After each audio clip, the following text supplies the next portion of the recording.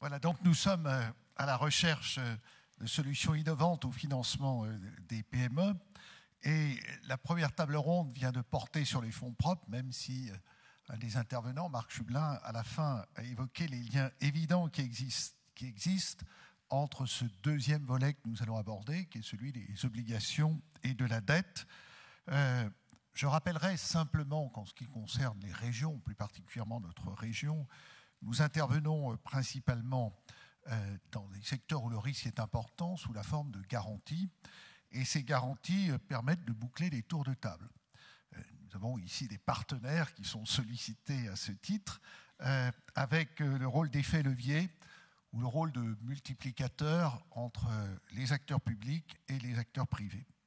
Alors, parmi les fonds de garantie de la région Rhône-Alpes, il y a le fonds de garantie régional pour le développement industriel que nous avons avec Semudimec. Il y a encore des outils comme Idéclic Transmission pour les entreprises qui sont en phase de reprise ou Idéclic Potentiel Plus pour les entreprises, donc les jeunes PME innovantes. Mais aujourd'hui, il y a des nouveaux outils de financement de la dette et donc on en entend parler. Ce sont pas des spécialistes de la finance. Monsieur Perlong participe à mon éducation sur ce plan-là au sein de la BPI. Donc on parle de financement de type Mikado. On parle aussi de financement participatif. Alors quel est notre rôle en tant que région? C'est de créer à la fois une dynamique d'impulsion, une dynamique d'accompagnement vers des nouveaux outils innovants. Et je crois que nous avons créé au niveau de la région Rhône-Alpes, grâce au concours de tous, des instruments dont on va parler maintenant. Je pense notamment au Hub de la finance, qui a comme objectif, avec Lyon, place financière et tertiaire, Jean-Pierre en parlera. Nous avons comme objectif donc de pouvoir orienter les entreprises dans ce maquis des financements et par là même d'avoir une plateforme qui leur permet d'accéder aux différentes sources de financement. Et puis nous avons voulu, avec la plateforme UP, qui regroupe donc Entreprises Rhône-Alpes International, qui est la structure qui soutient les PME à l'international et aussi regrouper donc Fonds régional d'investissement en matière d'innovation, donc l'agence régionale qu'on appelle ARDI, Agence régionale de développement de l'innovation. Nous avons voulu là aussi rassembler auprès de la proximité immédiate de la Chambre de commerce et d'industrie régionale, rassembler aussi les acteurs de l'innovation de l'international. Et je crois que cela facilite la recherche des PME sur ces nouveaux modes de financement. Voilà comment je veux introduire ce débat, en étant évidemment à l'écoute de ceux que nous rencontrons très fréquemment et qui sont nos partenaires dans ces actions de financement. Merci, Monsieur le Président. J'ai prié chacun d'entre vous de se présenter tour à tour. Pour ceux qui ne vous connaissent pas, ça sera plus simple pour fixer des idées. Et Jean-Pierre Lac, puisque le Président Kéran vous mettait en cause, allez tout de suite sur les plateformes régionales. Je me présente tout simplement. Ouais. On a compris. Donc, ancien directeur financier du groupe SEB. Ouais, aujourd'hui, Jean-Pierre Lac, Lyon Place Financière et Tertiaire. J'interviens à ce titre aujourd'hui, mais pas mal de mes témoignages se feront à partir des quelques 40 années où j'ai sévi à mettre la finance au service de la stratégie industrielle, pour reprendre des propos évoqués ce matin, au sein de Ron Poulain Caventis, de Philips Electronics, et puis plus récemment, depuis 12 ans quand même, chez SEB. Voilà. Bruno de Pamplonne.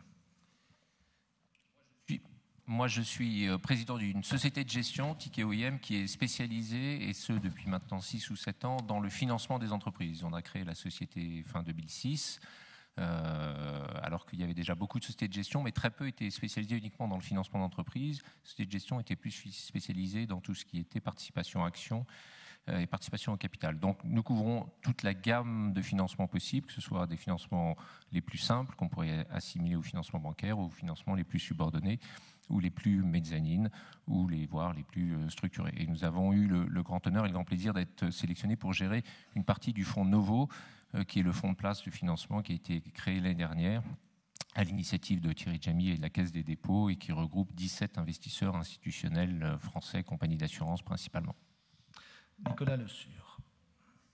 Alors, bonjour à tous, moi je m'appelle Nicolas Le Sur, je suis le fondateur d'une société qui s'appelle Unilend, qui est le premier site internet en France qui permet aux entreprises d'emprunter auprès du grand public. C'est de la finance participative. Nous avons ouvert en novembre 2013 et nous avons permis de financer une vingtaine d'entreprises pour un montant d'à peu près 1,5 million d'euros. Et par ailleurs, je suis également, depuis quelques jours, le président de l'association Financement Participatif France qui regroupe les professionnels du secteur. Et alors, Unilend, c'est des bons de caisse, si je ne m'abuse, oui, dont parlait Feb Ramon Saint-Romain ce matin. C'est bien ça? Eh oui. Un bel instrument créé en 1937. Denis Laplane. Oui, bonjour. J'ai eu la chance d'exercer des fonctions en région lyonnaise. Et maintenant, j'ai la responsabilité donc, du développement des activités de BNP Paribas sur le marché des entreprises en France. Des entreprises comme la vôtre, Guy Chifflot. Merci. Donc, je suis Guy Chifflot, le président et le fondateur d'une société lyonnaise à capitaux familiaux qui est cotée en bourse sur Euronext. Nous avons 7 usines dans le monde, dont 3 en France. Nous avons 22 filiales de distribution dans le monde, 1200 personnes et nous avons réalisé 210 millions d'euros de chiffre d'affaires cette année. Nous avons 2 métiers. Les produits techniques consommables pour l'entretien et la maintenance du matériel et des machines et les produits d'hygiène professionnelle pour les administrations, les collectivités et les services. Et enfin Arnaud Perlon, pardon. Bonsoir à tous. Donc Arnaud Perlon, je suis le directeur du réseau Sud-Est de BPI France. Donc BPI France est la structure à laquelle les pouvoirs publics ont confié le financement de la croissance des entreprises à tous leurs stades de développement. Pour cela, BPI France s'inscrit dans toute la chaîne du financement et elle crée un véritable continuum de financement qui a été évoqué à travers les différents métiers qu'elle exerce. Alors, oui, on peut, je pense, tout de suite parler d'innovation dans le financement, même en commençant par juste la première banque de l'eurozone, BNP Paribas, qui annonce... Alors, d'abord, peut-être une minute, c'est un peu technique, mais moi, je suis totalement fasciné par ce covered bond que vous avez fait il y a 10 jours, ne serait-ce que parce qu'on en parle à PME Finance depuis 2 ans. Donc, si vous voulez expliquer cette idée, peut-être comment vous avez financé ce nouveau véhicule de titrisation qui permet de garantir les crédits de PME auprès de la Banque Centrale Européenne et donc peut-être d'atténuer l'impact de Bâle III. Mais plus en général, Denis Laplane, un mot sur l'engagement de BNP Paribas pour défendre le crédit aux PME. Oui, le thème, c'est toutes les modalités de financement de l'économie. On a une conviction très forte, c'est qu'il faut que la croissance reviendra beaucoup par les PME. Et donc, on a adopté une approche. L'innovation, c'est pas uniquement l'innovation produit, c'est aussi beaucoup l'innovation dans les approches. Et pour ça, on a fait pas mal d'investissements ces dernières années, à la fois des investissements en pleine crise d'ailleurs, des investissements au travers de ce qu'on a appelé la maison des entrepreneurs. On a ouvert une 60aine en France, puis des pôles innovation, puisqu'on a ouvert 12 pôles innovation, notamment un à Lyon. Tout ça, ça a servi à se remobiliser. Et puis après on s'est décidé, on s'est fixé un certain nombre d'objectifs. Alors, des objectifs qui doivent nous permettre d'approcher notre clientèle, notamment celle des PME, de façon différente. Il faut y mettre beaucoup plus d'entrain. Je pense qu'une partie de la croissance reviendra de la restauration d'un climat de confiance. Elle est tout à fait indispensable. Donc, on a évidemment pris des engagements en matière de distribution de crédit, 10 milliards d'euros dans l'année 2014, uniquement sur les PME et les TPE. Des engagements aussi d'attitude et de pratique. On a bien vu au travers de la crise qu'on avait besoin d'être beaucoup plus visible, beaucoup plus transparent dans notre façon de travailler. Et donc, on s'est engagé à ce que toute décision de crédit soit expliquée et toute personne qui se voit notifier un refus, un accord partiel doit avoir un rendez-vous avec un responsable. Innovation aussi en termes d'approche à l'international. On sait bien qu'une partie du rebond économique viendra des activités d'exportation. Donc, on souhaite pousser 1000 PME en France en 2014 à exporter. Donc ça, c'est des attitudes. Et puis après, vous parlez d'innovation tout à l'heure. On sait bien qu'il y a des typologies de clientèle qui doivent être vues différemment, notamment en matière d'innovation. On fait pas de la banque, on n'est pas banquier d'une entreprise innovante comme on est un banquier d'une entreprise très installée. Donc de ce côté-là, on a toute une démarche qui a été construite. Sur l'entrepreneuriat féminin, je pense que là, sur la tribune, on n'est pas très représentatif, mais on s'est rendu compte que 30% des créations d'entreprises étaient des créatrices, ce qui n'est pas le reflet de la société. Et donc, on a des freins à lever. Donc, on a décidé de s'occuper de ça, notamment avec le ministère des Droits de la Femme.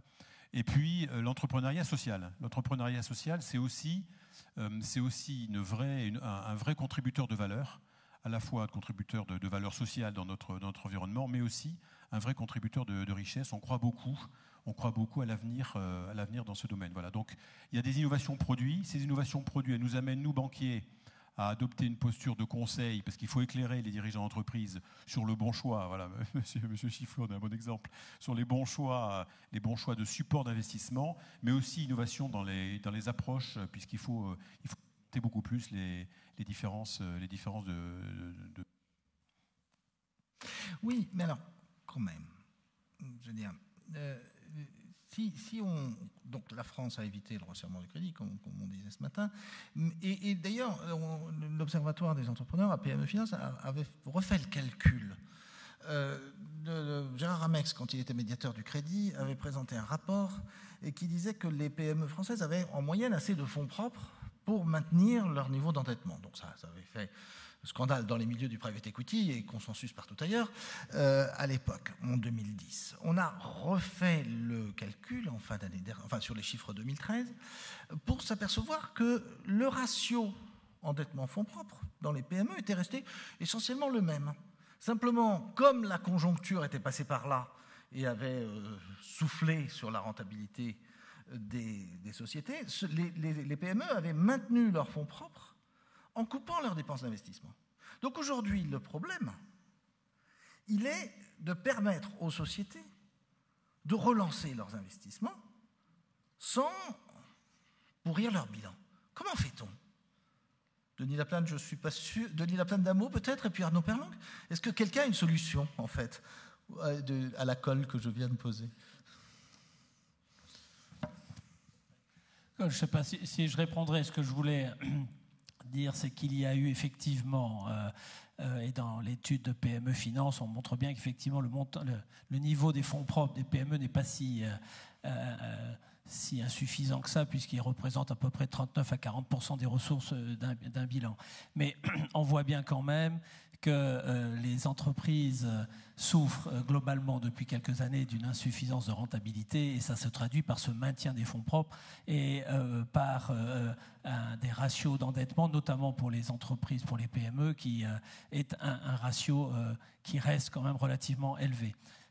Ce qu'il faut faire, c'est que nous essayons de mettre en place une offre de financement globale qui offre des capitaux patients, et c'est ça qu'on essaye de mettre en place. Je pense que tout à l'heure ça a été dit, il ne faut pas opposer fonds propres, endettement. Je crois que l'avenir du financement est dans la possibilité qu'a une entreprise d'utiliser plusieurs briques, et c'est dans ces solutions-là d'utilisation de plusieurs types de financement qu'on trouvera l'équilibre de financement plus global. Et c'est ce en quoi nous essayons, BPI France, dans la responsabilité qu'on a dans ce continuum, de mettre en place effectivement l'ensemble de ces briques et de proposer aux PME et aux entreprises des solutions. Alors, on peut tout de suite évoquer peut-être un certain nombre. Je rappelle quand même que BPI France est dans ce continuum à travers plusieurs métiers qu'elle exerce. Le premier, c'est le soutien à l'innovation. Là, nous sommes dans des dispositifs où nous distribuons des aides d'État, de l'Europe, des régions, sous forme de prêts à taux zéro, d'avances remboursables. Et là, nous sommes dans un schéma de risque bien plus dur que le schéma du champ bancaire, puisque là, nous sommes bien souvent dans des entreprises pas encore bancarisables même, et sur lequel nous intervenons dans ces accompagnements de l'innovation. Le deuxième métier est le métier de l'investissement. Vous savez que depuis peu, BPI France Investissement est réuni dans une seule et même société de gestion désormais, qui représente à peu près 20 milliards d'actifs gérés, ce qui fait une des plus grandes sociétés de gestion européennes, et elle intervient sur l'ensemble du champ du capital investissement, avec bien évidemment un rôle accru sur le capital risque, qui a été largement évoqué, et donc un rôle important tant en gestion de fonds directs qu'en gestion fonds de fonds, qui est une manière d'alimenter effectivement le capital risque. Le troisième métier, c'est le cofinancement. Je parlerai d'abord peut-être de la garantie, qui est là, faciliter l'accès au financement bancaire, parce que la dette, ça a été peut-être dit, mais il faut le rappeler, représente quand même l'essentiel du financement des entreprises. 70% sur le plan européen, 90% en France. Certes, il faut rééquilibrer sûrement avec d'autres ressources, mais l'accès au crédit reste assez fondamental dans le financement. Donc, pour accéder à ce crédit sur des fonds de garantie dotés aussi par des pouvoirs publics, nous facilitons l'accès au crédit bancaire dans les phases de la vie les plus critiques, création, transmission, qui sont des finalités à risque. Puis le dernier métier, c'est un financement, c'est du cofinancement en partage avec l'ensemble des banques. Et là, nous sommes prêteurs aux côtés des banques avec l'ensemble des supports crédit et crédit bail. Et c'est dans ce métier-là, du cofinancement, que nous avons effectivement créé des prêts de développement pour venir compléter l'offre de financement. Et on est parti de deux constats pour créer ce produit, cette innovation de financement. Le premier, c'est que la simplicité pour nous est clé de succès, et que lorsqu'on s'adresse aux PME, il ne faut pas oublier qu'à 90%, on s'adresse à des entreprises qui ont moins de 10 salariés, et assez peu à des grandes entreprises, à des grandes ETI. Même si elles sont l'objet de toutes nos attentions, il n'en demeure pas moins que sur le plan macroéconomique, nous nous adressons d'abord à des PME. Et de ce point de vue-là, la simplicité est une règle si vous voulez bien diffuser un produit financier. La deuxième chose, c'est que finalement, le crédit est assez contraint. Il est contraint, pour moi, sur 3 points. D'abord, il est contraint par structure, parce que finalement, avec le crédit, le banquier est assez assimilé au risque, mais assez peu au succès, si ce n'est à travers une marge sur intérêt qui, somme toute, reste extrêmement réduite. Et je rappelle que c'est en France que les taux d'intérêt aux entreprises sont le plus bas en Europe. La deuxième chose, c'est effectivement une contrainte par la réglementation. Je n'y reviens pas. C'est un problème de ratio de fonds propres pour les banques, mais plus un problème de ratio de liquidité et une relation flux crédit qui peut effectivement contraindre une certaine type de financement. Et puis le troisième, on l'oublie, c'est que le crédit est contraint parce que nous sommes dans une économie dématérialisée et qu'il est bien plus difficile de financer par crédit de l'immatériel qu'un bien tangible, un immobilier ou un matériel.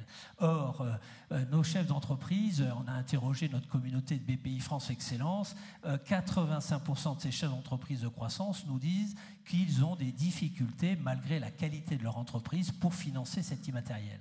Voilà, c'est pour ça que nous avons essayé de trouver une solution à travers des prêts de développement qui sont des prêts sans garantie, qui en fait couvrent le risque à travers des fonds de garantie dotés par les pouvoirs publics, dotés par l'Europe, et qui sont donc sans garantie sur l'entreprise et ni sur le chef d'entreprise. Ce sont des crédits qui sont patients, 7 ans, avec 2 ans de différé, et qui, effectivement, prennent en charge tout ce qui est immatériel, besoin en fonds de roulement, croissance externe, tout ce qui est plus difficile à financer par le crédit bancaire. Et il a un effet multiplicateur, puisque ces prêts de développement se mettent toujours à côté d'un financement bancaire ou d'un financement en fonds propres. Donc, c'est à travers ces crédits qui deviennent puissants, puisqu'ils partent de 50 000 euros, je rappelle qu'il y a des TPE en France, jusqu'à 5 millions d'euros, nous avons la possibilité effectivement de mettre ces crédits plus patients, et surtout, finalement, pour financer, nous avons besoin de la croissance, nous n'avons plus besoin de l'investissement. Nous sommes capables, à travers ce produit, de financer la croissance en tant que telle, et non pas que l'investissement. Et le dernier né, effectivement, utilise tout ce qui a été un peu évoqué ce matin et la possibilité à travers l'épargne des ménages et des assureurs de pouvoir financer les entreprises, puisque sur les prêts d'avenir, qui sont des prêts sur 10 ans avec 3 ans de différé, toujours sans garantie, grâce à un fonds de dette qui est souscrit par une compagnie d'assurance, nous mettons effectivement à disposition ces types de financement qui apportent des compléments et qui s'inscrivent dans un plan de financement généralement, vous l'avez compris, plus global.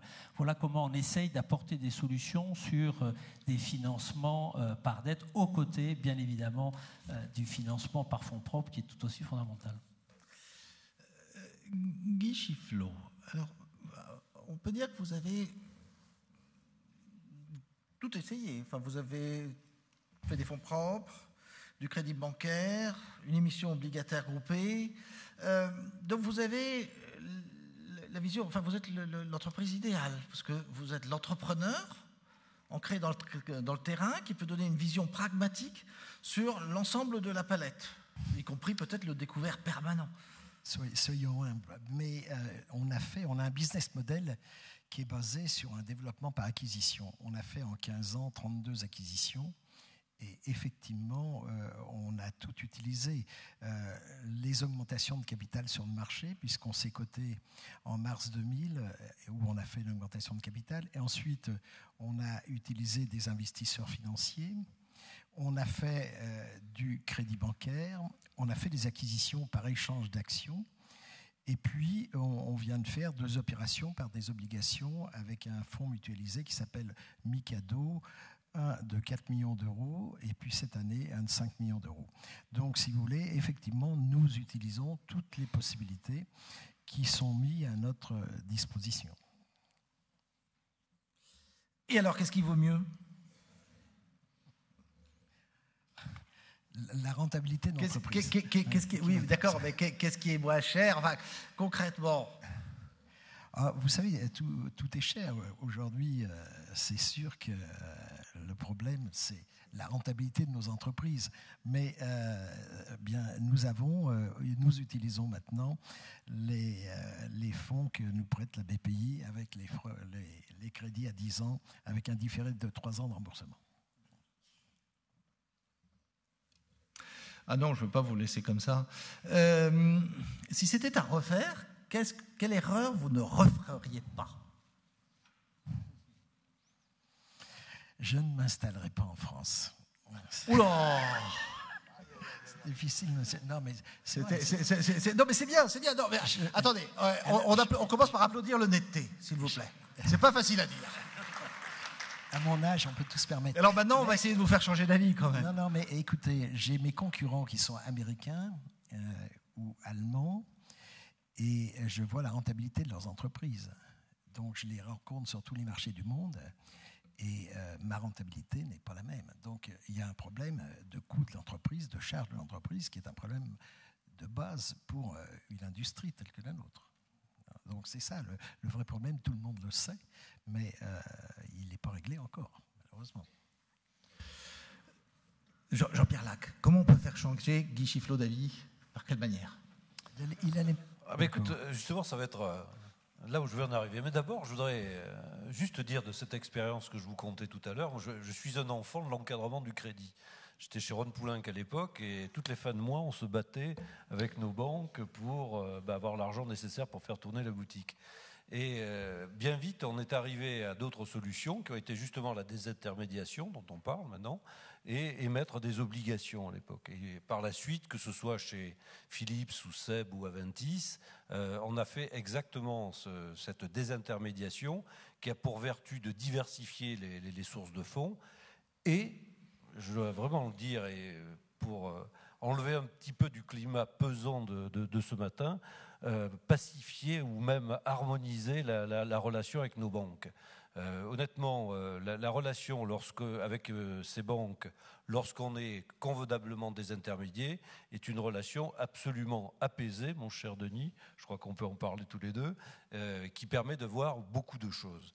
Donc, qu'on s'oriente pour les PME et ETI vers cette relation apaisée avec nos banques, c'est une excellente chose. Je crois qu'il y a beaucoup d'avancées dans ce domaine-là. Bon, c'est vrai, Ron Poulenc, Aventis, Seb utilisaient des emprunts obligataires, des placements privés, des véhicules éventuellement de titrisation. Ça, c'est pas pour Seb, mais c'était pour Philips. Divers produits qui sont des produits pas toxiques du tout, très simples, à condition de savoir les utiliser. Alors, je crois qu'il faut qu'on mette maintenant, et on parle là d'innovation en matière de financement, qu'on mette tout ceci à disposition de nos PME. Il y a beaucoup d'avancées. Il y a même des avancées sur des vieux schémas. Quand on parle du GIAC, quand j'étais jeune, comme on dit, il y avait le GOBTP. Pour les jeunes, justement, c'est l'ancêtre de Mikado, on va dire. Voilà, exactement. Le groupement des industries chimiques, le GIC, qui émettait des emprunts obligataires pour le compte des plus petits de nos concurrents. Donc ces choses-là existent. Maintenant, ça s'appelle Mikado, mais pour des entreprises un peu plus petites. Et on réfléchit. Et le GIAC existe encore et continue et de le mettre. GIAC existe toujours. On l'a pas invité sur cette table parce que c'est déjà très nombreux, mais on aurait pu. Et on réfléchit justement, Monsieur le Président, à un certain nombre d'idées qui, autour d'emprunts Mikado, peuvent régler aussi la difficile question des garanties sur des entreprises de petite taille. On vous reviendra sur cette question. Bon. Moi, je voudrais aller juste un cran au-delà. Oui, mais on reviendra sur la garantie, ça m'intéresse. Mais allons un cran au-delà. Allons même 2 crans au-delà. Bon, d'une part, sur les investisseurs, on en a beaucoup parlé ce matin. Je vais simplement dire une chose assez paradoxale.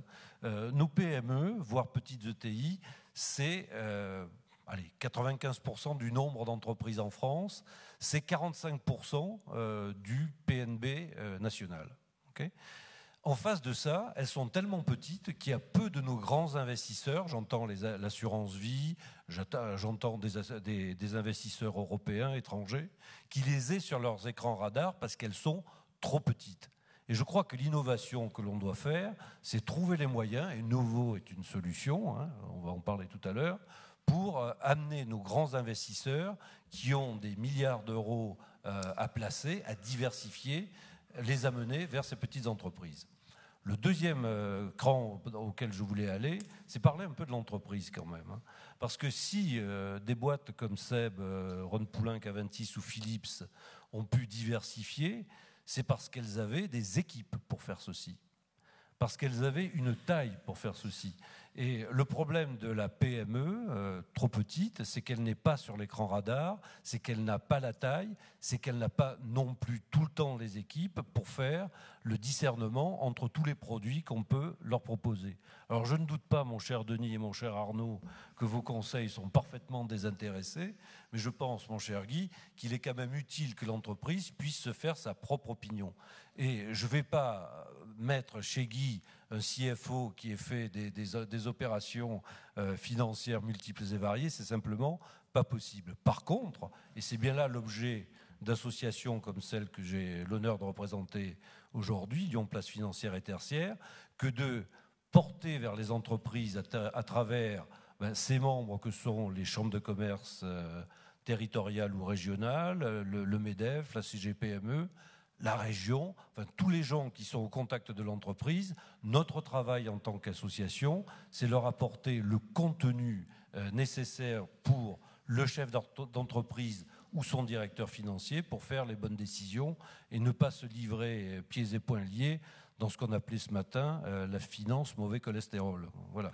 Donc il y a des bons choix à faire et je pense que notre rôle est un peu d'aider. Et notre rôle en tant qu'association, c'est pas d'être seul, mais c'est d'être avec, Monsieur le Président, toutes les organisations qui sont représentées dans la région. Alors, si on peut vous aider, dites-le. Hein. Quand tu veux. Mais je voudrais revenir sur la garantie, parce que on a beaucoup parlé. Alors, l'histoire des obligations, c'est une histoire compliquée. On en a beaucoup parlé, notamment dans les débats sur le PEA-PME, l'éligibilité des obligations au PEA-PME. Et il y a, de la part de l'AMF, mais pour de bonnes raisons, me semble-t-il, une réelle réticence à favoriser la souscription directe des obligations par le public. Et la bonne raison s'appelle Montsauffleur, pour ceux qui s'en souviennent. Et en général, il y a ce sentiment que les gens vont se mettre à vendre des obligations comme si c'était des obligations d'État, alors que c'est des obligations de PME et que c'est dangereux. Enfin, que le risque, il est d'abord sur ce qu'on appelle le sous-jacent, c'est-à-dire l'entreprise, avant d'être sur la forme juridique elle-même. Du coup, si on pouvait trouver des véhicules où on baisse le risque des obligations des PME via des mécanismes, soit de titrisation, c'est ce sur quoi j'essayais de vous lancer tout à l'heure, Denis, soit des mécanismes de garantie, y compris peut-être de garantie publique, Monsieur le Président, eh bien, on aurait une ouverture du marché obligataire pour des PME-ETI. Jean-Pierre, peut-être encore un mot, et puis Bruno de Pamplonne, l'expert en obligations PME-ETI de cette table. Tout à fait, c'est la bonne direction. Encore une fois, quand Seb ou Philips émet une obligation, Tout le monde connaît Seb, enfin à peu près, tout le monde connaît Philips, tout le monde a une idée du rating et du risque que cette société peut représenter. Quand c'est la société que j'ai tendance à appeler Bergougnou de Privasud, hein, on va peut-être demander à Orapi, simplement. Personne ne la connaît, et si elle veut rentrer dans un véhicule Mikado, le problème de la garantie va se poser à l'intérieur du Mikado. D'où les réflexions que nous avons actuellement pour voir s'il y avait des mécanismes de garantie publique. Et là, ce sont des fonds, me semble-t-il, qui peuvent s'investir sans trop de risques, parce qu'il y a mutualisation. Dans ce cas-là, on peut arriver à tirer des conditions fort agréables pour les entreprises qui seront concernées. Bruno de Pamplonne. Alors, oui, il y a plusieurs sujets dans cette question d'obligation pour les particuliers. Alors c'est vrai que Montsouffleur a laissé un traumatisme. C'est une obligation qui avait été distribuée sur la bourse près d'un cercle assez large et qui a fait défaut assez rapidement après. Alors, deux fois. Alors, ce qu'il ne faut pas oublier, c'est... Perseverare diabolicum. Tout à fait. Alors, ce qu'il ne faut pas oublier, c'est quand même deux choses. D'abord, première chose, a priori, une obligation est moins risquée qu'une action, puisque dans la structure de capital, vous êtes au-dessus. Deuxième chose, néanmoins, qui a été rappelée tout à l'heure, c'est que quand vous investissez dans une obligation, vous ne bénéficiez pas de la plus-value potentielle. Vous n'avez que votre coupon. Mais par contre, vous bénéficiez de toute la moins-value potentielle. Vous pouvez perdre tout ce que vous avez investi. Donc, le rapport est assez dissymétrique. Donc, il faut quand même bien appréhender le risque. Et le risque d'une obligation, c'est se plonger dans les comptes de l'entreprise et aller jusqu'au bout. Ce que le particulier n'a pas forcément la possibilité de faire quand vous parlez d'une PME, parce que la PME n'a pas forcément la communication financière d'une grande entreprise, donc c'est plus compliqué. Deuxième volet, malheureusement, qu'il ne faut pas oublier, c'est aussi l'aspect fiscal. Investir dans une obligation en direct en France, c'est absolument rédhibitoire. Si vous voulez ne serait-ce que conserver l'inflation et si vous avez le malheur d'être imposé dans les tranches maximum, eh ben, il vous faut des coupons qui sont très largement supérieurs à 6 ou 7, voire 8%, et donc ça n'a strictement aucun intérêt. Donc, investir par des véhicules, et garantie ou pas garantie. Alors, les véhicules obligataires, ils existent depuis bien longtemps. Et l'AMF a, c'est vrai, une certaine réticence dans ces véhicules à y mettre des obligations qui seraient moins liquides, telles des obligations de PME. C'est une première piste. Je pense qu'il faudrait ouvrir les OPCVM classiques à des poches d'obligations moins liquides, ou en tout cas rendre ou créer des véhicules qui auraient une liquidité plus faible pour pouvoir avoir une diversification suffisante et pouvoir présenter un profil de risque qui serait tout à fait acceptable pour les particuliers. Parce que vouloir à tout prix la liquidité sur des investissements qui structurellement ne seront pas liquides, ça va créer des déséquilibres, et au moment où, type 2007, vous avez des crises de liquidité fortes qui fait que vous ne pouvez absolument pas gérer cette crise de liquidité, et les fonds sont obligés de liquider leur position. Donc, des types d'OPCVM ouverts au public à maturité plus longue sont une des pistes. Et dernier point sur la garantie. Oui, la garantie, c'est une bonne idée de pouvoir offrir une garantie partielle, mais là, malheureusement, on va tomber dans un problème réglementaire. C'est que les règles de Solvency II ont mis un énorme frein à tout ce qui est titrisation à système de garantie pour les assureurs institutionnels qui sont les compagnies d'assurance, en pénalisant très fortement les véhicules qui bénéficieraient d'une garantie partielle, ce qu'on va appeler des véhicules tranchés. Et là, c'est assez rédhibitoire pour l'instant, et tant qu'on n'a pas résolu ce problème, il va falloir trouver, oui, j'ai bien peur, autre chose. Oula. Est-ce que tout le monde a compris ou je demande une explication? Peut-être le véhicule tranché quand même, non? Quelqu'un lève la main, s'il vous plaît, pour que je me sente moins seul, un peu moins... Bon, allez, c'est quoi ce véhicule tranché? Ça marche un peu à la manière d'un saucisson. Vous avez plusieurs tranches. Alors plusieurs tranches de risque, simplement. Mais concrètement. Alors concrètement, vous avez un portefeuille. Vous souscrivez à des émissions comme celle de Mikado à la fin, ou pas? Alors non, c'est différent. Vous faites un véhicule directement, vous buvez la source. Vous faites un véhicule, un fonds, et vous achetez 10 obligations d'entreprise. La BPI va dire, moi je vais prendre ce qu'il va appeler la première perte, c'est-à-dire les 10 premiers % de perte de ce portefeuille vont être supportés par la BPI, par un fonds de garantie ou par la BPI. Donc l'investisseur ne perdra de l'argent qu'après les 10 premiers pourcents de perte. Donc sur les 90 autres, et ben ça s'appelle un fonds tranché. La première tranche sont les 10 premiers pourcents de perte. Et puis vous pouvez faire à l'infini, vous pouvez faire 2 tranches, 10 tranches, 20 tranches. À l'époque, ça s'appelait les CLO ou les CDO, qui étaient des véhicules tranchés, qui rappellent à certains de mauvais souvenirs, puisque cet excès a créé, entre autres, la crise financière de 2007. Nicolas Le Sur, vous ne faites pas du crowdfunding tranché quand même? Non, le but, c'était justement d'éviter ce genre de trucs un peu compliqués, en fait. Mais tant qu'ils sont réservés à des professionnels, sont... Oui, non, mais exactement. Mais après, on n'est pas dans la finance à basse densité. Hein, non, mais sur la garantie, il y a juste une chose qu'il ne faut jamais oublier aussi, qu'on n'a pas évoqué, c'est que quand on se place du point de vue de l'investisseur, il y a un truc qui s'appelle la théorie du portefeuille, et qu'il ne faut pas mettre tous ses œufs dans le même panier. Vous pouvez acheter une action de Alcatel et perdre 90% de votre capital en quelques années. Donc ça, vous l'expliquez. Oui, mais si moi, je viens prêter de l'argent à une entreprise sur votre site, vous me l'expliquez. Bien sûr. Non seulement je vous explique qu'il faut que vous prêtiez au maximum d'entreprises possible, mais je vous en donne la possibilité. C'est-à-dire que je vous permets de faire des propositions de prêt à partir de 20 € par projet. Ça veut dire qu'à terme, quand il y en aura eu suffisamment, aujourd'hui on n'en a qu'une vingtaine, une grosse vingtaine, vous pourrez avoir un portefeuille d'une centaine de prêts pour 2 000 €. 2 000 €, c'est la moitié du PEA moyen des Français. Et par ailleurs, il y a une autre différence par rapport aux obligations, c'est que les obligations, très souvent, elles sont ce qu'on appelle in fine, c'est-à-dire que vous attendez ou vous priez 5, 7 ou 8 ans pour attendre d'avoir le capital remboursé. Nous, on est dans un schéma où on est dans un emprunt comme un crédit bancaire pour une entreprise, c'est-à-dire que c'est amortissable. C'est-à-dire que dès le premier mois, vous avez un remboursement qui comprend du capital et des intérêts, c'est-à-dire que s'il y a un incident de paiement ou un défaut de paiement, statistiquement parlant, il n'arrive pas le premier mois, ça peut, mais le risque est faible, et donc il y a déjà une partie au moins du capital qui aura été remboursée. Il y a tout un tas de choses, je ne vais pas rentrer dans les détails, mais qui permet aussi, et au-delà de ça, si vous voulez, je vous donne un exemple sur le problème de la garantie et de la sécurité, c'est qu'après, au bout d'un moment, on rentre dans des schémas qui relèvent du défaut statistique, c'est-à-dire que je me projette sur un service en Angleterre qui fait la même chose que nous, sauf qu'ils existent depuis plus longtemps, donc on pourrait dire que c'est nous qui faisons la même chose qu'eux.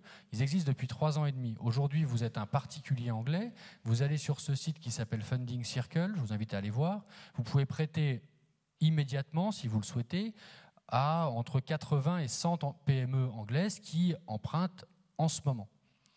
C'est un site qui a financé 4500 entreprises depuis 3 ans et demi. Le taux de défaut de ces 4500 entreprises, le taux de casse du portefeuille de quelqu'un qui aurait prêté aux 4500, c'est entre 1,5 et 2%. Ça veut dire que si vous diversifiez suffisamment, et vous n'avez pas besoin de prêter à 4500 pour être bien diversifié, vous savez que grosso modo, sauf à vraiment pas avoir de chance, vous allez perdre entre 1 et 2% de votre capital. Donc si en face vous mettez un rendement de 8%, vous savez que vous allez gagner de l'argent. Ce n'est pas une garantie formelle où croix de bois, croix de fer, l'État va payer, mais c'est quelque chose qui permet de répartir son risque avec un taux de perte qui est appréhendable. Donc voilà le panorama des innovations. Je vais tout d'abord, Denis Laplane et peut-être Arnaud Perlon aussi, vous demandez comment est-ce que cela s'intègre avec l'activité des banquiers. Alors, c'est certain. Nicolas Le Sur, combien s'est levé jusqu'à présent sur Unilen? Combien avez-vous prêté? C'est modeste, hein, c'est 1,3 million, 1,5 million, un truc comme ça. Voilà, donc pas de quoi faire peur à BNP Paribas encore. Non, mais je vais même aller plus loin, c'est que nous, on a vocation, à mon avis, à travailler conjointement avec des banques comme BNP Paribas. C'est-à-dire que de la même manière que le senior bancaire du siège de BNP Paribas emmène son client Seb émettre sur les marchés obligataires, moi j'imagine assez volontiers à terme le chargé d'affaires local emmener son client à qui il ne peut pas forcément tout prêter. On a parlé de l'immatériel, on a parlé d'un certain nombre de choses qui étaient compliquées pour les banques. Sur Unilen. Hein, et puis justement, alors il y a aussi la question de la taille de l'entreprise, et après je vous donne la parole, Denis, promis.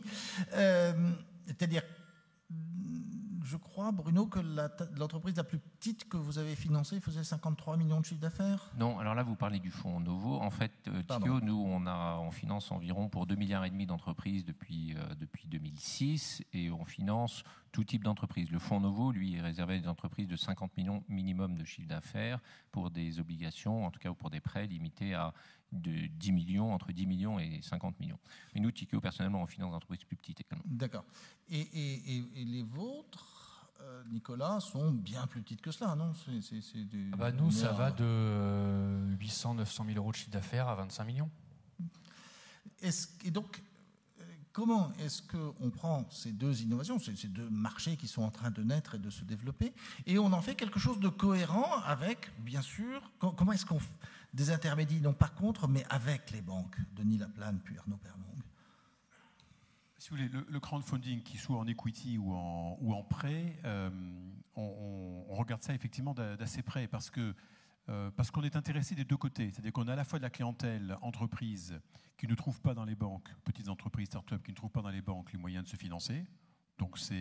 Et on trouve aussi de l'autre côté des investisseurs qui sont aussi parfois nos clients en matière de clientèle, notamment de la clientèle de la banque privée, qui sont des dirigeants d'entreprise, des cadres d'entreprise, qui sont très participatifs et qui aimeraient apporter une participation en investissement en direct et pas forcément par l'intermédiaire des supports de la banque. Donc effectivement, que ce soit en equity comme en prêt, on regarde ça avec beaucoup d'intérêt. On a d'ailleurs des accords avec un certain nombre d'entreprises de crowdfunding parce que c'est un mouvement. Je pense que c'est un mouvement de fond qui est encore naissant en France.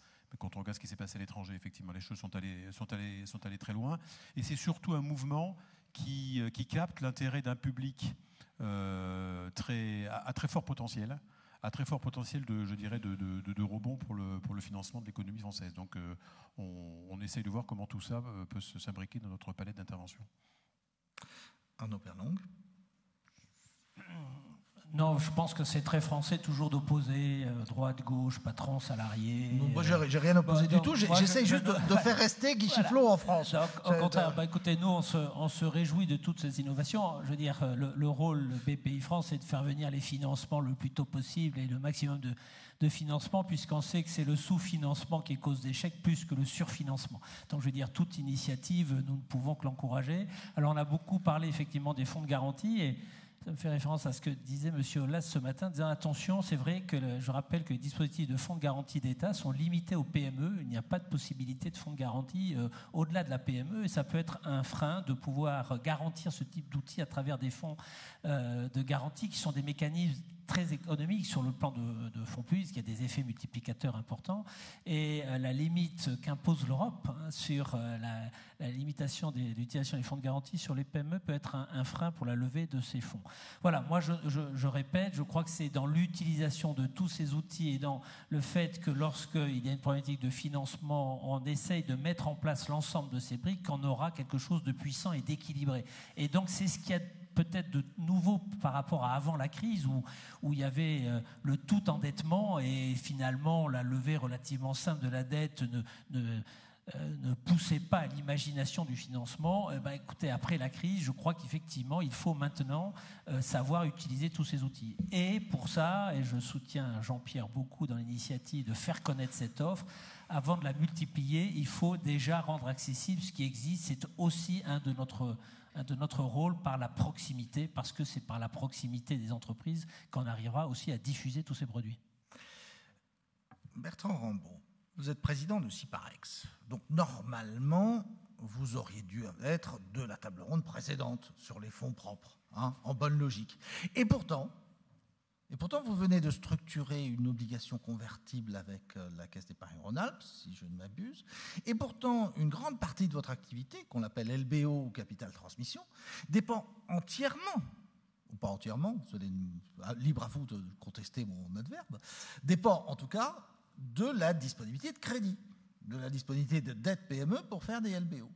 Et donc, c'est pour ça que je vous ai prié de venir à une table ronde sur les obligations et la dette, parce qu'au fond, comme le disait Marc Chublin tout à l'heure, la distinction est assez perméable. Alors, première question, pourquoi une OC mezzanine avec Serra ? Alors, ce que je crois, c'est qu'on reviendra sur les liquidités, parce que moi, on en a parlé, on a bien notre vision là-dessus, la liquidité actuelle sur le marché, du financement. Ce qui ressort des discussions qu'il y a eu tout à l'heure, et je crois une conviction qu'on partage tous, c'est que ce qui peut manquer, c'est de l'argent pour financer des petites entreprises. C'est là où il y a un manque aujourd'hui. Ou des affaires qui sont dans des secteurs jugés pas toujours sexy, excusez-moi du terme, mais pour des investisseurs traditionnels. Aujourd'hui, quand on parle d'une boîte du bâtiment ou du TP, ça peut faire peur. Et il faut pourtant bien qu'on accompagne ces boîtes dans leur développement ou dans leur transmission. Alors, je crois qu'il y a des outils qui ont été évoqués là. Alors nous, il y a deux choses qu'on a mis en place. La première, et ça c'est sur l'initiative du président Keiran qui a été mis en place, c'est un fonds régional d'investissement qui est à la fois abondé par le public, par la région, la BPI, mais aussi par des investisseurs privés qui sont nombreux ici aujourd'hui. Bon, c'est un fonds d'une 30aine de millions d'euros. Et on investit là en capital dans les sociétés, dans des affaires qui n'attirent pas toujours les investisseurs traditionnels ou les autres fonds que Ciparex peut gérer. Et ce qui marche très bien, il y aura une 20aine de boîtes dans ce fonds d'ici la fin de l'année 2014, c'est que ça offre un effet de levier qui est très fort. Alors, au sens pas effet de levier LBO, mais effet de levier d'entraînement, et qu'on arrive grâce à 1 ou 2 millions d'euros qu'on met dans une société, il y a d'autres investisseurs ou des banquiers qui prennent confiance et qui nous accompagnent. Et aujourd'hui, on le voit sur tous ces dossiers, quand on met 1 million d'euros, mécaniquement, il y a 3 millions d'euros qui sont rentrés à nos côtés pour aider ces sociétés à se développer. Donc, c'est des initiatives extrêmement intéressantes qui sont tout à fait positives. Et je pense que les affaires qu'on accompagne, ces affaires-là, qui ont pu connaître des moments difficiles, mais qui ne sont pas en situation complexe, qui peuvent être dans des secteurs jugés pas toujours très attractifs, n'auraient pas attiré ces fonds si ce véhicule n'existait pas. Donc, c'est la première réponse. La deuxième réponse qu'on a mise en place, mais qui une nouvelle fois est complémentaire de ce qu'on a évoqué tout à l'heure, c'est effectivement, on a constaté, on a un de nos partenaires qui est la Caisse d'épargne Rhône-Alpes qui nous accompagne sur le financement des petites affaires, notamment dans cette région. Et c'est de se dire, un dirigeant n'est pas toujours prêt à ouvrir son capital. Il y a des contraintes, on le sait tous, peut y avoir des chocs culturels. En revanche, on peut mettre en place des obligations convertibles, des petites mezzanines, parce qu'une nouvelle fois, ce qui manque, c'est des petits montants. Les gros montants, il y a tout ce qu'on veut sur le marché, mais des petits montants, on les a pas toujours. Et donc nous, on est capable aujourd'hui d'aller mettre 500 000 euros, 1 million d'euros, 1,5 million d'euros, avec une approche un peu particulière d'analyse de dossier, pour aider ces sociétés à se financer, pour aider ces sociétés à se transmettre. Et je crois que ça répond à un véritable besoin d'être adapté à cette typologie d'entreprise. Et la liquidité, vous nous avez mis l'eau à la bouche là, mais... Non, mais la liquidité, je crois qu'on entend... Enfin, alors d'abord, j'aurais sans doute pas tenu les mêmes propos il y a 6 mois que ce que je vais dire aujourd'hui, premièrement. Moi, je pense, alors quitte à forcer un peu le trait et à choquer certains, mais je le vis aujourd'hui en tant qu'investisseur, on est, je pense, vraiment dans une période qui peut être dangereuse, parce que je trouve que nous retrouvons des excès de liquidité extrêmement forts sur les marchés. Je ne parle pas des marchés boursiers. Traduit en journalistique, on a de nouveau une bulle. On peut avoir une bulle, bien sûr. Alors attention, où est-ce qu'elle se situe ? Et voilà. Où est-ce qu'elle se situe ? Où est-ce que ça gonfle ? Nous, il y a de l'argent sur les grosses opérations. Il y a de l'argent pour les ETI, ça a été évoqué. Il y a plein de nouveaux véhicules qui ont été mis en place. Tikeo, vous gérez un très beau véhicule. Cardiff, dans l'environnement BNP Paribas, on le voit, gère aussi des véhicules qui sont des financements de dette apportés, enfin vous en parlez 1000 fois mieux que moi, mais notamment apportés par des assureurs qui se substituent en partie aux banques ou qui sont complémentaires aux banques et qu'il y a énormément aujourd'hui d'argent sur le marché. Et je pense que, enfin c'est pas je pense, moi ma conviction c'est qu'on est en train de retrouver sur certaines opérations de certaines tailles des excès, de grands excès, qu'on a pu connaître dans certaines années, qui nous ont quand même amené à certaines difficultés dans lesquelles on est aujourd'hui. Donc je pense que là, on a tous une responsabilité d'être d'une extrême vigilance par rapport à ça, parce que moi, j'ai une grande crainte de ce que je vois arriver depuis quelques mois sur les prix, sur les montages. On est reparti comme avant les années 2008. Ça, c'est pour des grosses boîtes. Ça, c'est pour certaines ETI. C'est pas du tout vrai, évidemment, avec ce que j'évoquais auparavant sur des affaires plus petites. C'est-à-dire, la bulle gonfle à partir de quelle taille d'entreprise, dans ce que vous ressentez ? Non, je ne veux pas vous demander un chiffre exact à la virgule. Non, mais moi, je pense qu'aujourd'hui, 50, 100 millions, 150 millions d'euros de chiffre d'affaires, on retrouve des choses qu'on n'avait pas vues depuis 2009, et c'était bien qu'on ne les voyait plus, et on commence à les revoir. Donc, on a tous une responsabilité, les banquiers, les conseils, les investisseurs que nous sommes, les chefs d'entreprise, à faire attention par rapport à ça, parce qu'on voit les mal que l'argent trop facile peut générer Alors cet argent trop facile, je le répète, il ne va pas chez tout le monde, hein, mais chez certains. Donc c'est une vraie rupture, je trouve. Et alors, il peut y avoir un phénomène ponctuel. Il y a un peu moins de projets aussi financés actuellement, liés à l'environnement dans lequel on a tous été. Il y a cet excès, à mon sens, de liquidité. Donc il y a un problème d'adéquation d'offres et de demande qui changera peut-être. Mais aujourd'hui, dans l'instant présent, on est face à cet environnement-là. Donc je pense qu'il est faux de dire qu'il n'y a pas de financement bancaire au sens large du terme en France actuellement. C'est archi faux. Alors, si on met d'un côté le fait que les gens reviennent en bourse, et de l'autre, ce que vous venez de dire, mais qui sera peut-être contesté par d'autres personnes dans la salle ou sur la table ronde, qui est que l'argent revient vers la partie, disons, la moins risquée du monde des PME-ETI, c'est-à-dire les entreprises de taille intermédiaire les plus solides. Alors, Guy Giflot, vous avez le droit de ne pas être d'accord, il faut le dire. Est-ce que l'argent est facile, Guy? Oui, c'est une question. Est-ce que vous avez le sentiment que l'argent redevient facile? Quelle est la taille d'Orabi? Vous m'avez poussé dans mes retranchements tout à l'heure, donc j'ai répondu. C'est une seconde nature chez moi.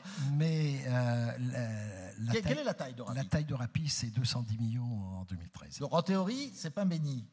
Non, mais on n'a pas... effectivement, Bertrand a raison, il n'y a pas de problème pour trouver des financements aujourd'hui dans les tailles d'entreprises dans lesquelles nous sommes. Puisque on a fait appel à tout ce qui était possible, imaginable. On a fait un parcours fantastique, on a multiplié par 20 en 12 ans notre chiffre d'affaires et la cotation bancaire nous a aidés considérablement parce qu'on est une entreprise qui est transparente et puis on essaye de dire ce qu'on fait et on le fait. Donc ça, c'est important. Maintenant, c'est sûr que il y a les ratios d'aide sur fonds propres qu'il faut faire attention et pour une entreprise familiale comme la nôtre, il faut garder le capital. Donc il faut garder cette maîtrise et ça devient très compliqué ou alors il faut faire carrément un saut et puis l'abandonner. Et ça, c'est pas encore dans ma tête, moi, chef d'entreprise. Alors ça, une question que je pose à tout le monde, c'est quoi? Est-ce que c'est juste la reprise? Est-ce que des entrepreneurs comme Guy Giflot peuvent retrouver suffisamment d'argent pour financer leurs projets, croître et se développer? Ou est-ce qu'on est face à une panoplie d'outils de shadow banking qui est en train de se déployer, qui effectivement crée de la liquidité, mais que personne ne sait gouverner et qui va nous brûler les doigts à tous d'ici à quelques mois ou quelques années? Je vous en prie, c'est pour un sondage. Qui est-ce qui a envie de répondre? Denis Laplane. Moi, je crois qu'il y a deux choses. Il y a quand même collectivement une volonté d'entraîner la croissance, dont tout le monde a envie. Tout le monde a envie de revoir des niveaux de croissance un peu plus sympathiques et tout le monde a envie d'y participer, ce qui est assez positif. Et puis, deuxième sujet, je pense que les banques, effectivement, n'ont pas sujet de liquidité aujourd'hui, donc elles ont de l'argent à investir, à placer, et donc il y a beaucoup d'actifs qui circulent, et donc effectivement, et tant mieux pour les entreprises, parce que du coup l'accès au crédit est un peu plus facile, et à des conditions très basses, mais il ne faut pas non plus, effectivement, revenir à des niveaux d'endettement déraisonnables, bien entendu. Il ne faut pas perdre pied des notions fondamentales. Jean-Pierre Lac, puis Arnaud Perlong, ou Arnaud Perlong, puis Jean-Pierre Lac, mettez-vous d'accord. Et enfin, la notion de risque est toujours aussi prégnante, mais la sélectivité peut être accrue, ce qui est bien que cette liquidité elle peut s'exprimer sur une cible d'entreprise plus petite, et là les prix montent encore plus vite. Et donc ce phénomène effectivement d'augmentation et d'inflation de prix dans certaines opérations, elle s'explique aussi par l'excédent de liquidité et par le fait qu'elle peut s'exprimer sur des cibles qui sont encore plus sélectionnées. Une question, monsieur? Donc je vous prie de vous présenter d'un mot et puis de poser votre question. Oui, bonjour, Gilles Galina, DG d'Actiona Startup. Nous sommes un site de crowdfunding lyonnais en equity. Nous avons la particularité d'accompagner les sociétés du crowdfunding vers l'IPO. Moi, je trouve qu'on a un gros problème culturel, parce que vous avez passé une bonne partie de la table ronde à parler du risque, et du risque comme quelque chose qu'il fallait éviter. Et s'il fallait l'éviter, M. Giflot ne serait pas là, M. Le Sur ne serait pas là aussi. Donc est-ce qu'il ne faut pas plutôt changer la culture, changer cette appréhension du risque et ne pas se dissiper dans des garanties, des fonds de garantie, mais considérer qu'une entreprise, c'est un risque que l'on prend, un investissement, c'est un risque que l'on prend, et voilà, c'est tout. Bon, alors, pour la petite histoire, moi, je ne suis pas d'accord, parce que quand j'ai une voiture, je préfère qu'il y ait des freins aussi. Mais enfin, c'est à vous de répondre, pas à moi. Je ne pense pas que M. Chiflot conduise sans frein. Qui veut répondre à la question? Guy Chiflot, je puis voudrais Bruno rappeler Pomplin. une chose qui est basique dans nos entreprises, c'est que les rentabilités ne sont pas suffisantes et qu'on a d'énormes difficultés à se battre avec nos concurrents étrangers. L'euro par rapport au dollar, on n'est pas compétitif. Et sur tous les marchés, je retrouve mes compétiteurs. Donc j'ai une vraie problématique de marge dans les entreprises. C'est ça finalement. Oui, là, quelque part, c'est le fond du sujet. Bruno de Pamplonne, puis Nicolas Le Sur. Je suis assez d'accord avec ce qui a été dit, c'est-à-dire c'est vrai qu'il faut développer en France une culture du risque qu'on a un peu perdue au cours des années, et c'est très dommage. Alors, il y a d'autres problèmes, on parlait des investisseurs particuliers, le problème c'est que les investisseurs particuliers aujourd'hui, et c'est un choix que je ne discute pas, mais la fiscalité est très défavorable à l'investissement risqué, en tout cas pour ce qui est dans le monde de la dette. Donc ça, en ce qui concerne les investisseurs institutionnels aussi, toutes les nouvelles réglementations Solvency II et BAL 3 ont mis quand même un petit peu un cap sur la prise de risque telle qu'elle devrait être prise. Mais oui, il faut développer la culture de risque, et la culture de risque, alors là, après on rentre dans des... Mais ça, à mon avis, ça se développe dès l'enfance, en tout cas ça se développe dès l'école, et faire rentrer l'entreprise dans l'école est un vrai beau projet, mais probablement pas le sujet du débat aujourd'hui. À fond dans les virages, Nicolas.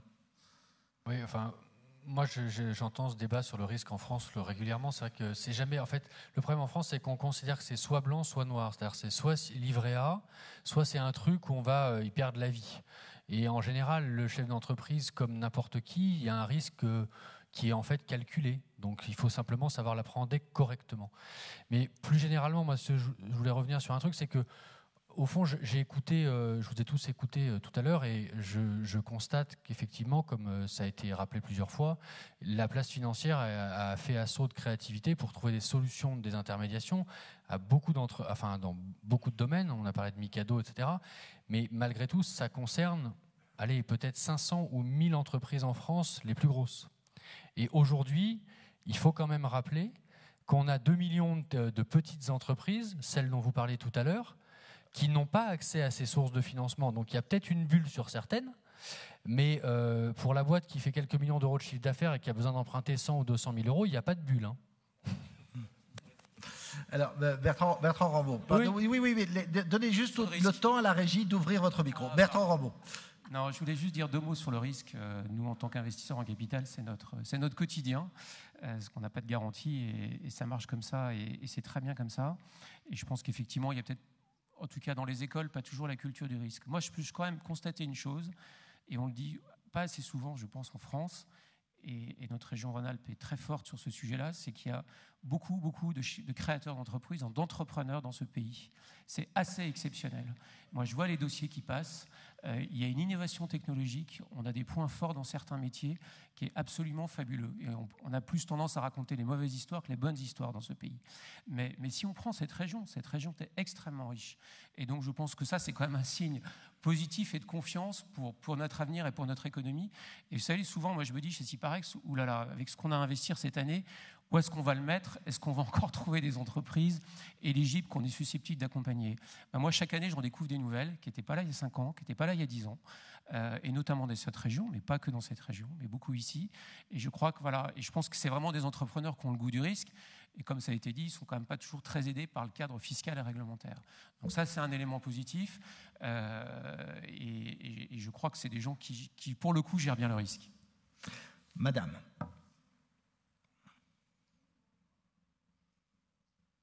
Aurore Wetzel, je travaille dans un incubateur à Lyon. Et est-ce que vous pensez justement que toutes ces nouvelles formes de possibilités de financement qu'on a vues au cours de ces 2 tables rondes permettent justement à des nouveaux entrepreneurs de pouvoir trouver une place justement pour faire leur entreprise? Est-ce que, Monsieur Laplane, vous avez dit qu'il y a 30% de femmes entrepreneurs en France, c'est un peu plus en Rhône-Alpes. Et juste pour dire aussi, monsieur le sénateur maire Gérard Collomb, souvent dans ses discours demande pourquoi il n'y a pas de Microsoft en France, pourquoi est-ce qu'il n'y a pas de Apple en France. Je voudrais juste lui répondre que tout simplement, ces 2 personnes qui ont créé Apple et Microsoft sont des personnes Asperger, donc des personnes handicapées. Et pour créer une entreprise handicapée en France, si on ne passe pas par le crowdfunding, eh ben, on n'y arrive pas. Voilà. Alors, Denis Laplane, puis Arnaud Perlon, puis Nicolas Le Sur, puis qui veut, je ne sais pas.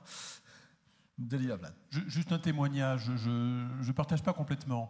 On a, dans nos pôles innovation dont je parlais tout à l'heure, on a quand même pas mal de contacts avec beaucoup de jeunes startups. Et la première levée de fonds, ils arrivent à la faire, je ne dis pas facilement, mais ça demande beaucoup de travail. Mais généralement, cette première levée de fonds, enfin, ceux qui viennent nous voir en tout cas, est assez accessible. C'est après que ça devient un peu plus compliqué. Donc je ne partage pas complètement votre point de vue. Nicolas, les chiffres vont plutôt dans le sens de Denis Laplane. Il est plus facile aujourd'hui de trouver 500 000 euros que 5 millions. De Arnaud Perlong. Oui, je crois qu'on a quand même fait beaucoup de progrès dans l'accompagnement et dans les outils de financement de la création d'entreprises innovantes. Et de ce point de vue-là, je pense que le système français fait des envieux dans d'autres pays. Et du reste, Guy a dit qu'il partirait peut-être de la France ou qu'il partirait de la France, mais sûrement pas pour son système de financement, c'était pour d'autres raisons. Ah, ça reste à voir. Ça reste à voir. Justement, on est là en train d'essayer de le retenir. Bon, et alors, s'il n'y a pas d'Apple, moi j'ai aussi une autre raison, c'est parce qu'effectivement, certaines PME de croissance ont, dans la chaîne de financement, je crois que pour dynamiser la chaîne de financement, il faut effectivement un marché des capitaux beaucoup plus développé. Parce que ce marché de capitaux, s'il est effectivement de plus en plus ouvert et dynamique, il va vous dynamiser toute la chaîne du financement. Et un des problèmes du non-renouvellement d'entreprises en France, c'est parce que peut-être ces marchés de capitaux n'étaient peut-être pas suffisamment développés et que beaucoup d'entreprises de croissance, une fois qu'elles avaient levé ce qu'elles pouvaient lever, compris en fonds propres et en dette, trouver financement en s'adossant dans des grands groupes, des conditions d'adossement et de financement finalement satisfaisantes et continuer leur croissance. Et c'est ce qui explique qu'on n'a pas ces Apple, mais il y a de très belles histoires entrepreneuriales, mais qui se sont finies effectivement par des grands groupes. Et je pense qu'il est pour nous important de développer ces marchés de capitaux pour que cette entreprise indépendante continue en ayant effectivement des actionnaires publics. Bon, le problème, c'est que je suis assez d'accord avec vous, mais quand même, je vais défendre la position de madame. Mais Nicolas, tu voulais me dire un mot, non? Alors, bon, j'y vais. En gros, oui, pardon. J'ai pas vu. Ah, oui, allez-y. Alors, allez-y, votre question dans le micro. Je suis M. Gissa de la Société des collèges de techniques industrielles France, basée à Grenoble. Je voudrais savoir si, depuis la création de la Banque publique de développement, ils prennent les risques de petites et moyennes entreprises. Arnaud? Oui, je crois que le président Kéran a évoqué dans son introduction, effectivement, qu'on s'était intéressé au financement de l'artisanat et on avait démontré en fait que 2/3 des financements en nombre, pas en volume, étaient vis-à-vis de la TPE. Donc je veux dire, nous sommes bien évidemment... Et c'est normal que notre activité se tourne vers la plus large part de types d'entreprises qui existent en France. Et nous avons effectivement, majoritairement, donc, nous accompagnons des TPE et des PME dans l'ensemble de nos dispositifs, que ce soit en innovation, en garantie ou en cofinancement. Donc oui, nous accompagnons la TPE. Alors ça peut être plus à travers un métier. C'est vrai que... classiquement en garantie, la garantie que nous ont des crédits bancaires, elle est essentiellement tournée vers la TPE et la PME. Et de toute façon, légalement par la PME. Je ne frustre personne. Bon. Si je peux, Monsieur le Président, reprendre la question de Madame tout à l'heure. Le politique suit l'opinion publique et l'opinion publique s'intéresse beaucoup plus à la nouveauté qu'à la structure. Or, depuis, donc on s'occupe d'incubateurs et de création d'entreprises depuis au moins les lois Allègre. À l'époque où vous étiez ministre, si je me souviens son mot. Donc ce n'est plus nouveau. On a un dispositif qui marche plus ou moins bien, qui est comme tout est perfectible, mais qui est aujourd'hui la structure. Et on s'est aperçu, à fort juste titre, que ce dispositif ne produisait ni des Google, ni des Genentech, enfin, pas d'entreprise mondiale. Mais ça a produit des dizaines de milliers, en tout cas des milliers d'entreprises assises sur la recherche, innovantes, financées et, voilà, peut-être pas glorieuses, et aujourd'hui on s'occupe de financer leur développement, leur croissance. Et ce que dit peut-être Madame en filigrane, c'est que si on oublie la création, parce que le regard du politique va se concentrer à juste titre sur le développement, est-ce qu'on ne risque pas de perdre la racine, l'amont, parce qu'on s'occupe de l'aval? Est-ce que j'ai à peu près reformulé votre question sans trahir votre pensée, Madame? Monsieur le Président. Je nuancerai votre propos parce que je pense que dans notre pays, la création d'entreprises est relativement bien assurée. Donc, je pense que créer une entreprise aujourd'hui, à partir du moment où on a une idée, on peut très bien former sa société, trouver les financements en matière de lancement. Je dirais même plus profondément, après avoir entendu plutôt l'ensemble des intervenants, que nous sommes à une autre époque par rapport à il y a 3 ou 5 ans. Il y a 3 ou 5 ans, il y avait des problèmes réels de financement d'entreprise. Aujourd'hui, je crois que les liquidités existent, que les dispositifs existent, que les différents montages financiers existent. Alors, qu'est-ce qu'il manque? À mon avis, 2 choses. La première chose, c'est l'accès à l'information de la part notamment des TPE. Nous ne sommes pas encore performants, même si M. Perlong pourrait nous dire qu'il y a 14 000 entreprises qui s'adressent à la BPI chaque année, ici en Rhône-Alpes. Un patron qui n'a pas un petit patron, un créateur d'entreprise, qui n'a pas de directeur financier, il faut qu'il s'y retrouve, qu'il fasse le bon choix dans les modalités de financement. Et ça, c'est vraiment une des questions à laquelle nous sommes confrontés. Le deuxième point, moi partout, bien sûr, le chef d'entreprise posera la question de la rentabilité. Bon, la question qui revient toujours, c'est la stabilité. On s'adresse aux politiques en nous disant, on veut savoir, pour investir sur les 5 ans qui viennent, si vous ne modifierez pas les règlements et les dispositifs fiscaux. Sinon, on ne sait pas où on va. Et aujourd'hui, les difficultés de la reprise en France tiennent moins à des questions de financement qu'elles tiennent à des questions de stabilité.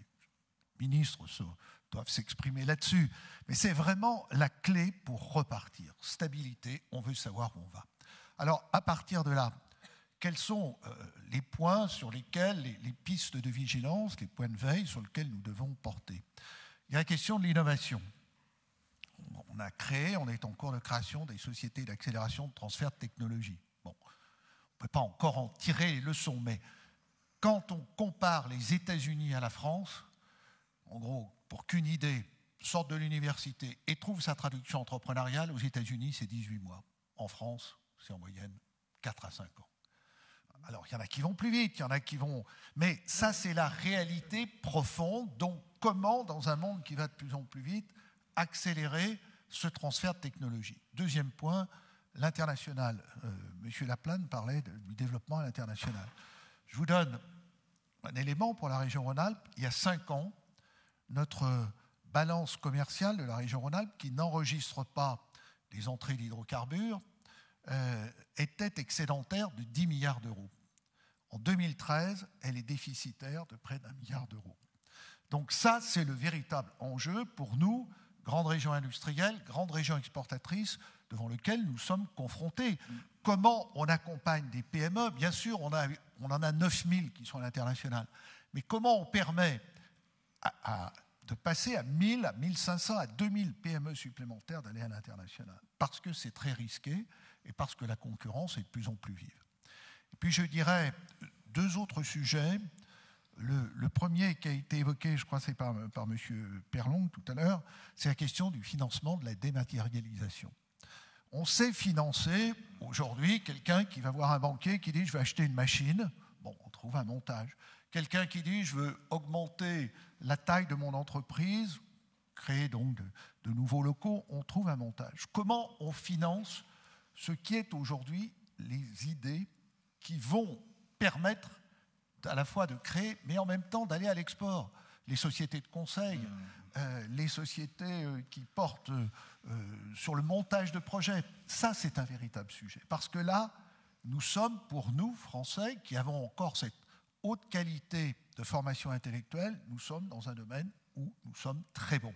Mais il faut pouvoir y aller. Et dernier point, je pense que dans l'économie actuelle, l'entrepreneuriat social est en train de se développer très fortement. Cet entrepreneuriat social, ce sont des reprises d'entreprises, mais ce sont aussi des jeunes créateurs, scientifiques, architectes, économistes, qui vont créer leur propre structure et qui vont prendre des formes d'entrepreneuriat social. Cela, c'est peut-être aussi un renouveau de la forme d'entrepreneuriat. Et il faut qu'on ait les types de financement pour répondre à cette demande. Alors ça peut rejoindre évidemment l'entrepreneuriat féminin qui a été posé, mais je crois qu'il y a de nouveaux secteurs qui se développent et qui nous intéressent tout particulièrement parce qu'avec le développement du numérique, ce sont des entreprises qui ne sont pas obligatoirement concentrées dans les grandes villes ou auprès des universités, des centres de recherche, mais qui se diffusent sur le territoire. Et donc le territoire n'est pas simplement voué à avoir des entreprises de bâtiments ou des entreprises de commerce. Il y a aussi des entreprises en création de richesses et donc de création intellectuelle qui peuvent se développer. Et moi, j'ai de très beaux exemples en Rhône-Alpes à prouver dans ce domaine. En tout cas, pour peut-être terminer, nous avons une capacité d'entrepreneuriat ici dans notre région qui est formidable. Je partage l'avis, M. Rambaud, et je pense des principaux intervenants ici. Donc, il faut maintenant trouver le déclic. Il est en partie financier, mais il se situe peut-être ailleurs, et c'est à cela qu'il y a l'interpellation des politiques, bien sûr. Vous renforcez ma conviction, Monsieur le Président, que financer la transition numérique des PME, ETI, de l'industrie, les services, l'agriculture, le vin, sera probablement le premier défi de financement des entreprises dans les années qui viennent. Donc je ressors conforté dans cette ambition de PME Finance, mais je voudrais vraiment vous remercier, Monsieur le Président, d'avoir accueilli les Assises européennes du financement des PME. Et je vais vous prier d'applaudir. D'abord la table ronde qui a été extrêmement vivante et sans langue de bois, ce qui n'était pas facile dans un segment pareil. Et surtout le Président Kéran pour son accueil et son soutien.